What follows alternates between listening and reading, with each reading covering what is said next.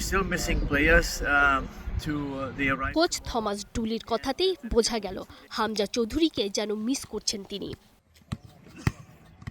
সান Marino ম্যাচের আগে বাংলাদেশ যখন দ্বিতীয় দিনের অনুশীলনে নেমেছে তখনও দলের সঙ্গে যোগ দেননি হামজা, তবে থেমে নেই তাদের অনুশীলন।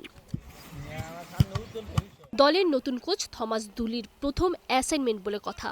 প্রতিপক্ষ র্যাঙ্কিংয়ে শেষ দল হলেও তাই সমীহ করছেন, তবে ম্যাচ জিতে আসাই একমাত্র লক্ষ্য। Game that we play is a very tough game. Even they are in last place in the rankings. They play only against Germany, Italy, Spain, all those teams. They are big guys, they are tough guys. We're trying to do everything to win that game. নতুন কোচের অধীনে ফুটবলাররাও ভালো খেলতে মরিয়া।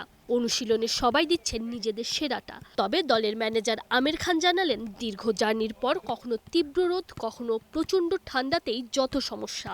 গতকালকে আমরা ঠান্ডার মধ্যে ট্রেনিং করেছি, আজকে টোটালি একদম মানে টোটালি সানি, এবং এর সাথে আপনার যেটা বলে যে গরম, সাথে সোয়েটিং হচ্ছে। দলের বাকিদের জন্য ইউরোপের কন্ডিশন অচেনা হলেও সান মারিনো থেকে ৩৩৮ কিলোমিটার দূরে ইতালিতে বেড়ে ওঠা ফাহামিদুলের জন্য এমন পরিবেশ নতুন কিছু না। এই মিডফিল্ডারের দৃঢ় বিশ্বাস, কোচের পরিকল্পনা ঠিকঠাক কাজে লাগাতে পারলে তিনিও এ ম্যাচে অবদান রাখতে পারবেন। আমি এখানে যেহেতু বড় হয়েছি, আমি এখানে কালচার জানি, চিনি, সো আমি হোপফুলি ইনশাআল্লাহ আমি যাতে ভালো কিছু করতে পারি। আমি মনে করি যে আমি দলকে হেল্প করতে পারবো। শুধু নিজের পারফরমেন্স না, ইতালি প্রবাসী এই ফুটবলারও অবশ্য কোচের সুরে সুর মেলাচ্ছেন। একটা দল হয়ে ম্যাচটা জিততেই হবে বাংলাদেশকে।